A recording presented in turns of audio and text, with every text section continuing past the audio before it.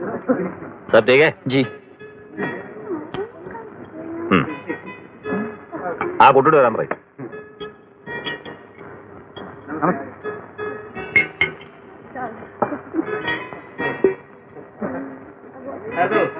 നിന്റെ പേരെന്താ? സെലീന. ആ, ഇന്ന് മുതൽ നീ സെലീനയല്ല, ഡെയ്സി. ഡെയ്സി മാത്യൂസ്. പാസ്പോർട്ടിലും അതായിരിക്കും പേര്. കാര്യങ്ങളൊക്കെ സ്റ്റാൻലി പറഞ്ഞിട്ടില്ലേ? അനുസരണക്കേട് കാണിക്കരുത്. ഇല്ല. മുറി പോയിരുന്നോളൂ. കാര്യങ്ങൾ മുഴുവൻ പറഞ്ഞു തീർന്നിട്ടില്ല. പറയേണ്ട വിധത്തിൽ പറഞ്ഞെങ്കിലേ മിനിസ്റ്റർക്ക് മനസ്സിലാവും. നിങ്ങൾ എന്നെ വിശ്വസിക്കണം. സീൽ ചെയ്ത കവറുകളിലാണ് ടെൻഡറിന്റെ ആപ്ലിക്കേഷൻസ് ഉണ്ടായിരുന്നത്. മാത്രമല്ല ആ കളക്ടർ ആണെങ്കിൽ ഒരു പിടിവാശിക്കാരനും. സീൽ ചെയ്ത കവറുകളിലെ ടെൻഡറുകൾ മാറുന്നത് ഇതാദ്യമല്ലല്ലോ. കഴിഞ്ഞ തവണ പാലത്തിന്റെ പണിയിലുള്ള പരാതി കേട്ടിട്ടാ മന്ത്രിക്ക് പേടി. അതിന് പേടിക്കുന്നതിനാ? നമ്മുടെ പേരിലല്ലോ കോൺട്രാക്ട്. കോൺട്രാക്ട് ഉള്ള ആൾക്ക് മന്ത്രിയുമായി പരിചയം പോലും ഇല്ല.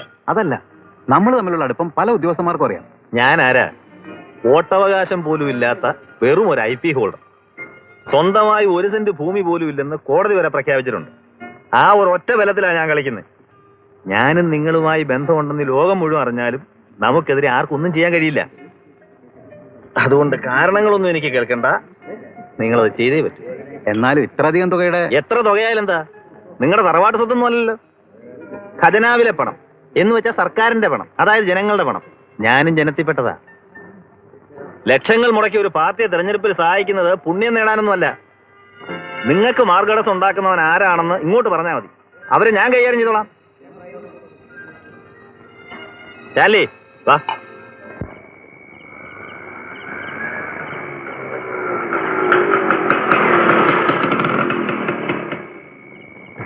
ആരാ? ഒന്നുമില്ല. ആരെ കാണാനാ നിൽക്കുന്നത്? വെറുതെ. ഈ അസമയത്ത് ഞങ്ങളുടെ ഗേറ്റ് വന്ന് നിൽക്കുന്നത് എന്തിനാന്ന് ചോദിച്ചത്. നിങ്ങളുടെ ഗേറ്റാണെന്ന് അറിഞ്ഞില്ല. താൻ ആരാടോ? എടോ പോടോ എന്നുള്ള വിളിയൊന്നും വേണ്ട. നിയമമൊക്കെ അറിയാവുന്ന ആള് തന്നെ ഞാൻ. നിങ്ങളുടെ ഗേറ്റിൽ നിൽക്കുന്നില്ല. റോഡിൽ നിൽക്കാൻ ഒരാളുടെ അനുവാദം ആവശ്യമില്ലല്ലോ.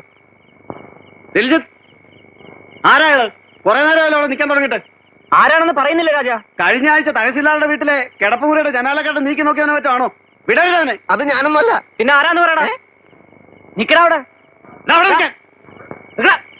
നിക്കാനാ പറഞ്ഞത്. അവിടെ നിക്കാം.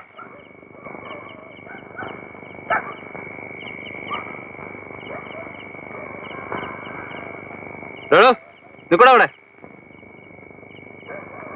ഇങ്ങോട്ടു. എവിടെ ഈ നേരത്ത്? ഞാൻ സെക്കൻഡ് ഷോ സിനിമ എഴുതിട്ട് വരിക. സിനിമയോ? ഈ ഭാഗത്ത് എവിടെ തിയേറ്റർ ഉള്ളത്? കൗണ്ടർ ഫയൽ എടുക്ക്.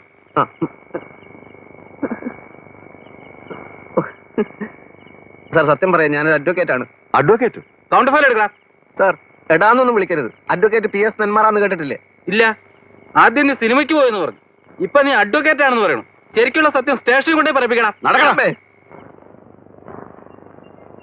ഓ, നീ വന്നു അല്ലേ? എന്റെ പ്രാർത്ഥന ദൈവം കേട്ടു. എന്ത് പ്രാർത്ഥന?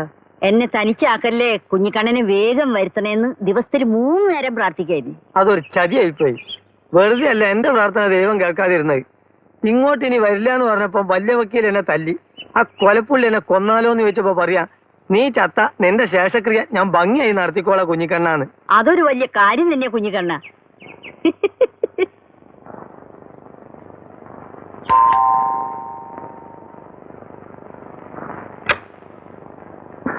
ആ, ഒന്നും മിണ്ടാതെയും പറയാതെ എങ്ങോട്ടാ പോയത്? കുറ്റിപ്പുറത്ത് നാണുമ്മാന്റെ ചാത്തം. പോകുന്ന വഴിക്ക് തോണി മറിഞ്ഞു, വരുന്ന വഴിക്ക് ബസ് അപകടം. ബാക്കിയുള്ളവന്റെ തലവിധി അല്ലാണ്ട് എന്ത് പറയാൻ. വാ. വക്കീലേ വക്കീലേ. വക്കീലിനെ ഇന്നലെ രാത്രി മുതൽ കാണാനില്ല. അയ്യോ, കാണാനില്ലെന്നോ? നിങ്ങൾ അറിയണ്ട അങ്ങേരെ എവിടെ പോവാൻ. ഞങ്ങൾ ഇന്നലെ രാത്രി ഒരുമിച്ച് പുറത്തിറങ്ങിയതാ. തിരിച്ചു വന്നപ്പോ വക്കീലിനെ കാണാനില്ല. ഈശ്വര, വക്കീലിനെ തട്ടിക്കഴിഞ്ഞു. കുടിക്കാൻ എന്തെങ്കിലും എടുക്കട്ടെ.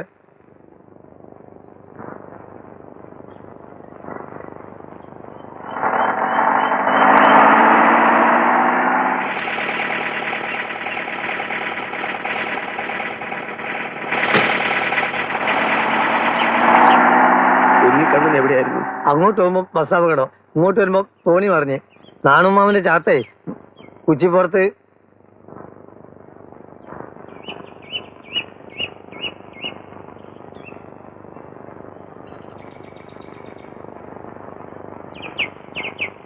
അല്ല, വക്കീൽ ഇത് എവിടെയായിരുന്നു? ഇന്നലെ ആ ഏരിയ മുഴുവൻ ഞാൻ അരിച്ചു പെറുക്കിയല്ലോ. കുഞ്ഞിക്കണ്ണ, കുറച്ച് എണ്ണയും കുഴമ്പൊക്കെ എടുത്തു വെക്ക്. വെള്ളവും ചൂടാക്കിക്കോ, ഒന്ന് കുളിക്കണം. ചെല് ചെല് ചെല്. എനിക്കൊന്നും ചെയ്യാൻ പറ്റില്ലെന്ന് പറഞ്ഞില്ലേ? ഡയറക്ടർ ബോണ്ട് തീരുമാനമാണ്. ടെർമിനേഷൻ നോട്ടീസ് തന്നാൽ അത് മാറ്റിട്ട് പോവുക. അതിനെന്തെങ്കിലും കാരണം വേണ്ടേ സർ? കാരണം എന്തെങ്കിലും ഉണ്ടാവുന്ന കൂട്ടിക്കോളൂ.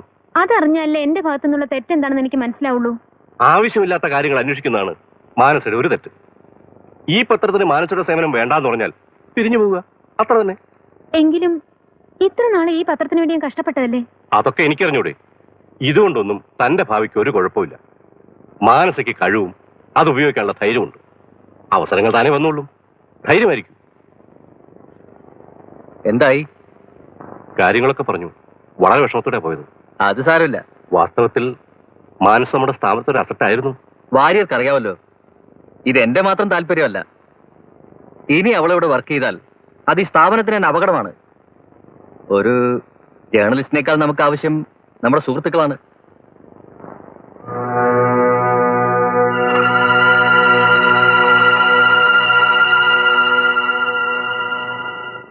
അങ്ങനെ ബെൻ നരേന്ദ്രനെ പരോളിലിറക്കി തന്റെ ജോലി പോയി കിട്ടി അല്ലേ? അന്ന് കാര്യകാരണങ്ങൾ നിരത്തി താൻ എനിക്കൊരു പാലം തീർത്തന്നില്ലേ സമൂഹത്തിലേക്ക് ഇറങ്ങിച്ചെല്ലാൻ? ഇപ്പൊ എന്തായി? ഇതുകൊണ്ടാണ് പുറം ലോകത്തേക്ക് ഞാനില്ലെന്ന് പറഞ്ഞത്. ജയിലിനകത്തുള്ളവരെ നമുക്ക് തിരിച്ചറിയാം. കുറ്റവാളികളെന്ന് മുദ്ര കുത്തപ്പെട്ടവരാണ് അവർ. പക്ഷെ പുറത്തുള്ളവരോ? ചിരിച്ച മുഖവുമായി വന്ന് പിന്നിൽ നിന്ന് കുത്തുന്ന ക്രിമിനൽസ് ആരാണെന്ന് നമുക്ക് തിരിച്ചറിയാൻ കഴിയില്ല.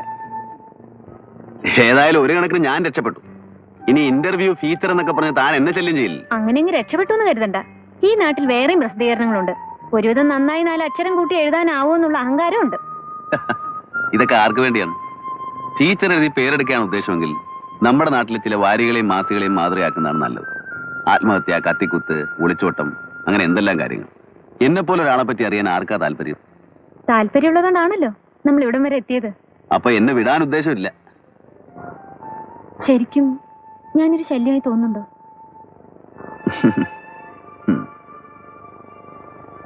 തുറന്നു പറയണം.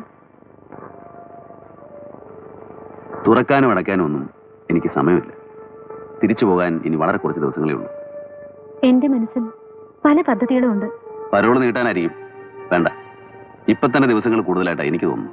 അതല്ല, ശിക്ഷ ഇളവ് ചെയ്യാൻ പറ്റുമെന്നാണ് എന്റെ ശ്രമം. ബെൻ നരേന്ദ്രന് കിട്ടിയ അവാർഡ് അപ്രധാനമായ ഒന്നല്ല. മന്ത്രിമാരിലും ഉദ്യോഗസ്ഥന്മാരിലും സഹൃദയത്വമുള്ളവർ കാണുമല്ലോ. ഒരു പെണ്ണ് വിചാരിച്ചാ ഇതൊക്കെ സാധിക്കുമെന്നായിരിക്കും.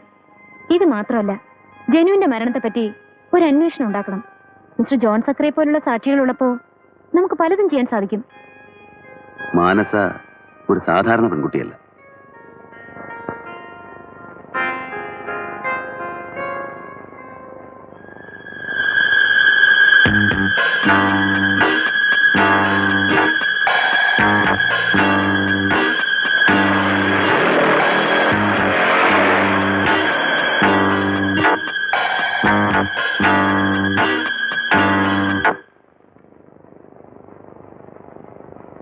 പുസ്തകത്തിന്റെ റോയൽറ്റി ബാക്കി വരാനുണ്ടായിരുന്നതാ.